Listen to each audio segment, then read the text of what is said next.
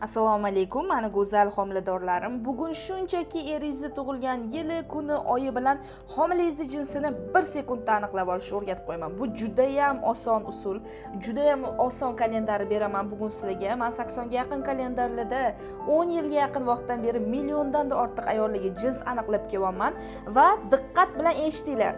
Homiladorligingizni bilgan kuningizdan boshlaboq aniqlashingiz mumkin. Agarda siz bitta-ikkita usulda emas, murakkab usuldagi, juda ko'p usulda aniqlanadigan tahlil xohlayman desangiz, meni shaxsan o'zimga kommentariyada berilgan havola orqali Telegramga bog'lanishingiz mumkin.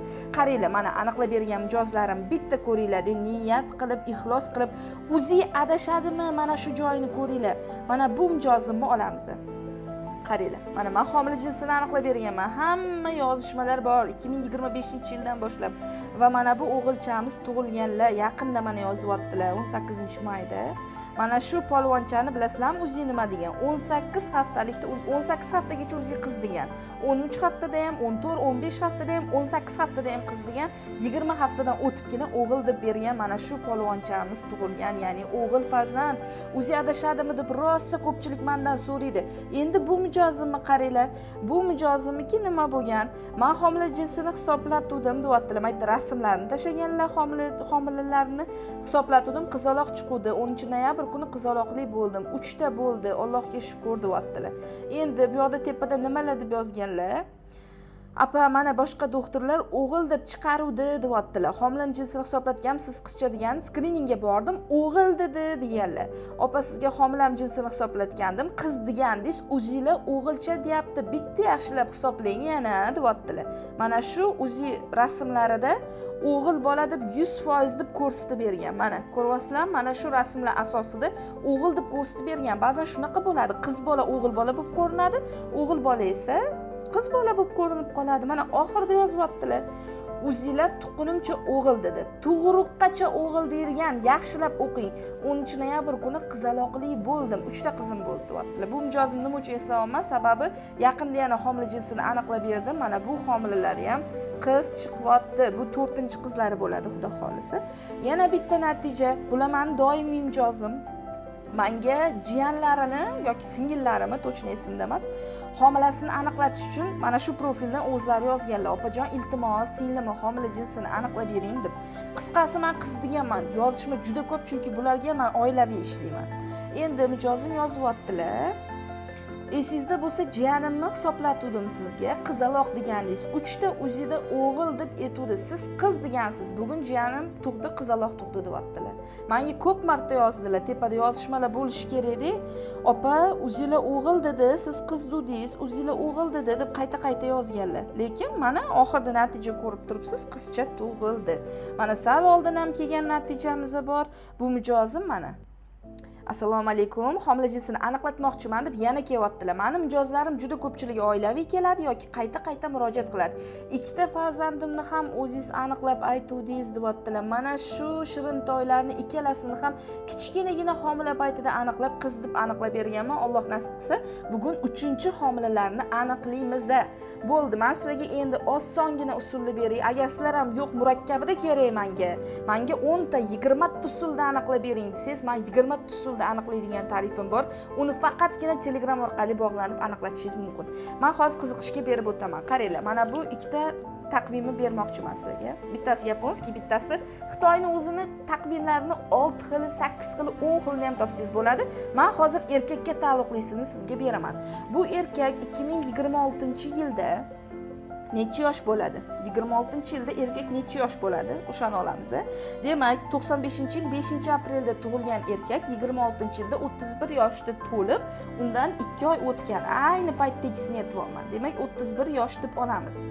2026-yil va bu ayolda homiladorlik yuz bergan oy fevral oyi. hayzga qarab hisoblaymiz buni. Hayz kerak, nima hayzni yozmadim, homila bo'lgan oy fevral. Aniq bu UZI bo'yicha aytilmaydi. Buni hayzga qarab o'zi mutaxassis hisob-kitob chiqarish kerak. Endi 31 yosh bo'lsa, fevral oyida homiladorlik yuz bergan bo'lsa, mana ikkalasini birlashtiramiz. 31 yosh. Bu kalendarimiz birinchisi uchun erkak 1,5 yillikda tug'ilganligi uchun plus 1 yosh qo'shiladi va erkak 32 yosh deb olinadi. Endi birinchi kalendarni ko'ramiz.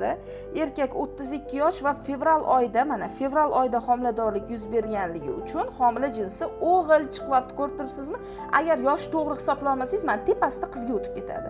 Yoshni hisoblash juda muhim. Demak, bu mijozda birinchi usulda o'g'ilcha chiqdi. Endi ikkinchi usul bo'yicha ko'ramiz. Ikkinchi usulimiz uchun esa bularning yoshi 31 yosh va bu joyda endi yilni birinchi yarmida tug'ilgan mijozga qo'shamiz. 6 oy qo'shganimizda ham baribir 31 yoshligicha qoladi, ya'ni 10 oyligiga tushadi. Shunda bu kalendar bo'yicha esa 31 yosh olamiz. Endi ikkinchisida qizga chiqyapti. Endi buni yana bir martaga tekshirib olish uchun ikkinchi usul yozib oldim. Bu hisob-kitob boshqacha. Bu usul bo'yicha ham mana 31/6 va homiladorlik yuz bergan oy bo'yicha boshqa kalendarda ko'rib chiqamiz. Endi bularni ikkinchi oylarini hozir boshqa birorta kalendarda ko'rib chiqarib olamiz. Demak, ikkinchi kalendar bo'yicha men buni ko'rsatmayman, chunki juda ham chuqurroq hisob-kitob qilinadigan kalendar bo'lganligi uchun, demak, ikkinchi usul yordamida aniqlaganimizda bu hisob-kitobda 37-38 qilib oladigan bo'lsak, o'rtasida o'g'il bolaga kelyapti.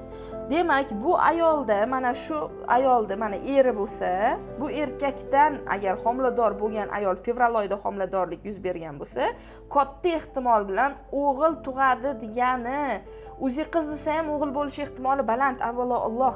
Agarda siz bunaqa bitta, ikkita emasda shunga o'xshagan murakkab metodikalarni 20 tasida aniqlab umumiy foizlarda javobingiz chiqishini xohlasangiz, masalan, 90% o'g'il chiqadi, 85% o'g'il chiqadi, kimdadir 95% o'g'il chiqadi. Boya siz ko'rib turgan mijozlarimda, buning uchun faqatgina mana shu pastda berilgan havolada bor, Telegramga o'tish, menga bog'lanib o'zingiz joyingizni band qilishingiz mumkin. Faqatgina murakkab usulda hisob-kitob qilib bering menga. Hali juda kichkina hafta bo'lsa ham, o'zingiz qiz deyotgan bo'lsa ham, o'g'il deyotgan bo'lsa ham, buni ahamiyati yo'q, chunki bu usullar unaqa o'zining javoblariga tayanmaydi. Bular qo'shimcha ikkinchi darajali metodikalar deb nomlanadi. Ilohim har bitta homilador ayollar, opa-singillarim, eson-omon farzandlaringizni bag'ringizga bosib olish nasib qilsin.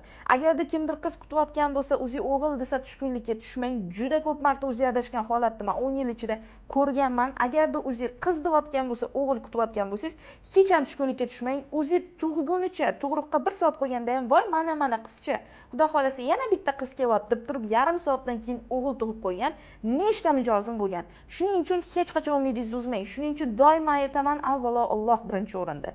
Sababini qilmoqchi bo'lgan har bittalaringiz menga bemalol murojaat qilishingiz mumkin.